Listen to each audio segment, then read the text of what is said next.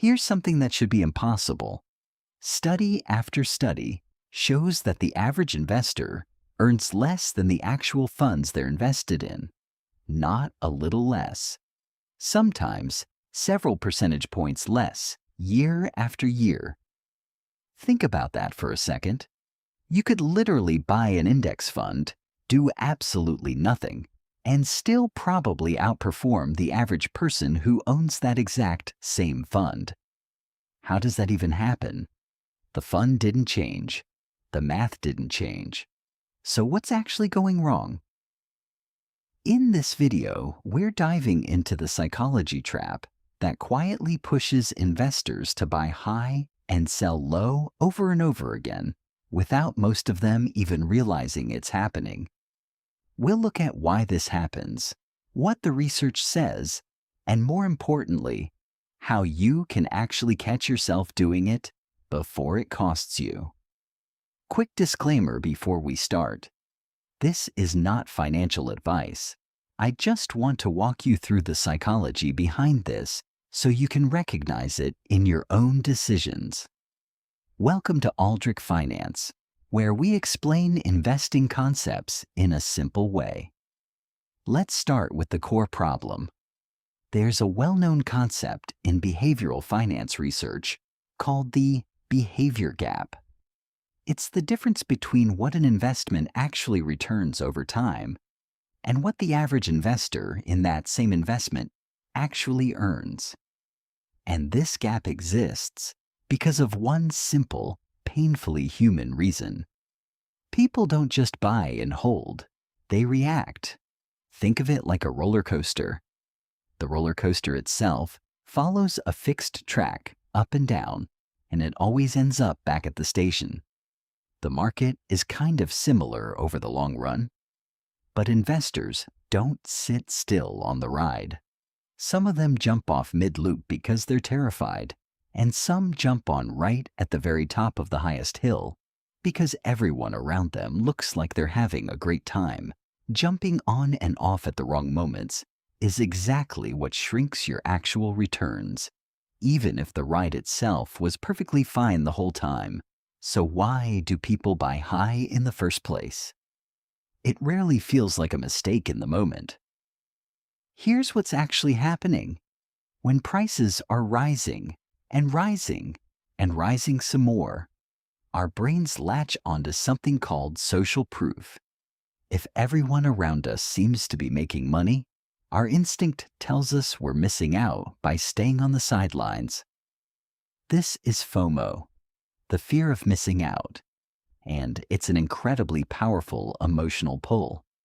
At the same time, rising prices trigger a feeling of safety, even though logically, rising prices usually mean an asset is getting more expensive, not safer.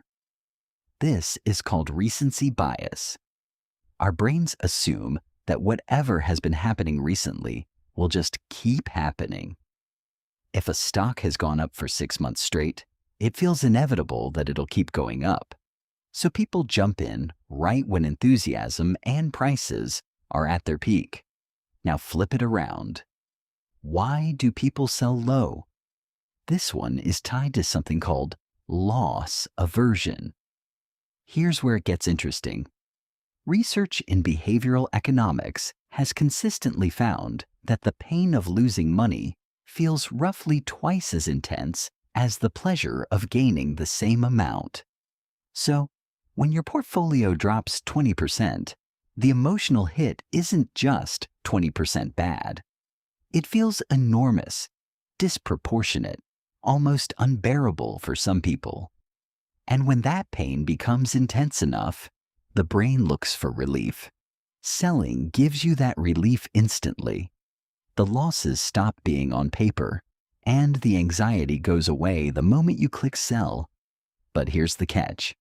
You've now locked in that loss permanently, and you've removed yourself from the recovery that historically tends to follow downturns.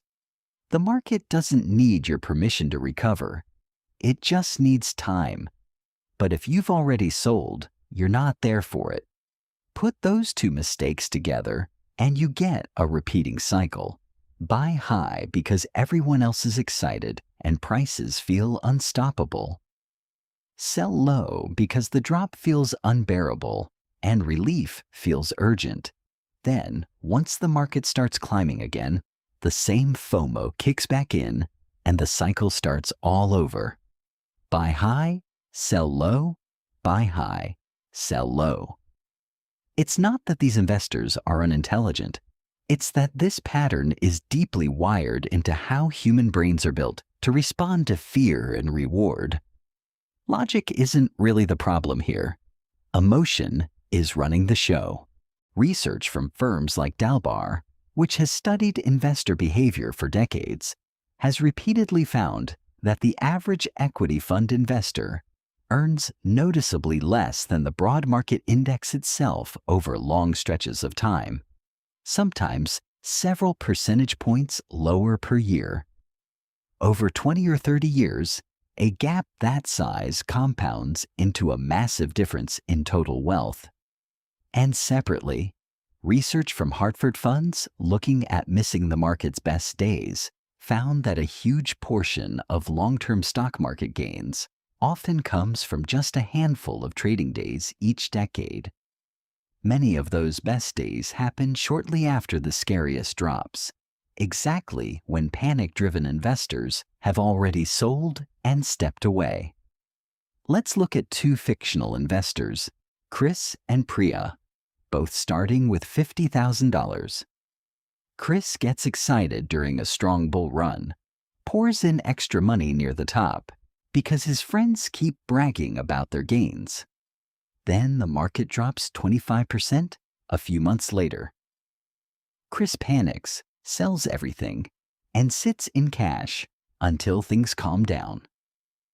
6 months later, the market has already recovered most of that drop, but Chris, still spooked, waits even longer to get back in, missing a huge chunk of the recovery entirely.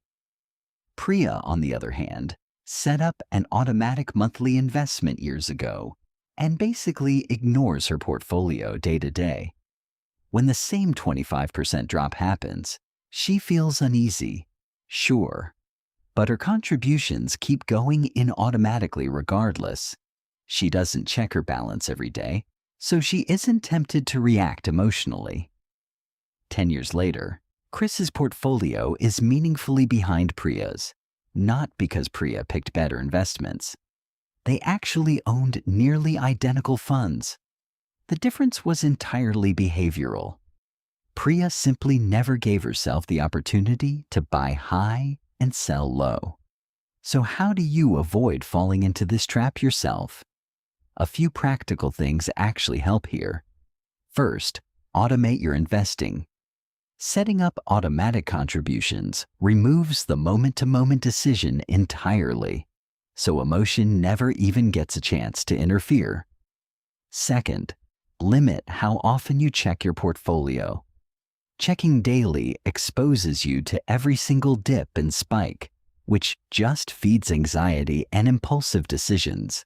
Checking monthly or quarterly gives you a much calmer, more accurate picture of the actual long-term trend.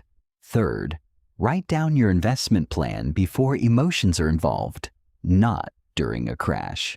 If you decide in advance, I will not sell during a downturn unless my actual financial goals have changed, you give yourself something rational to fall back on when fear shows up later. And fourth, remind yourself that volatility is the entry price for long-term returns, not a sign that something has gone wrong.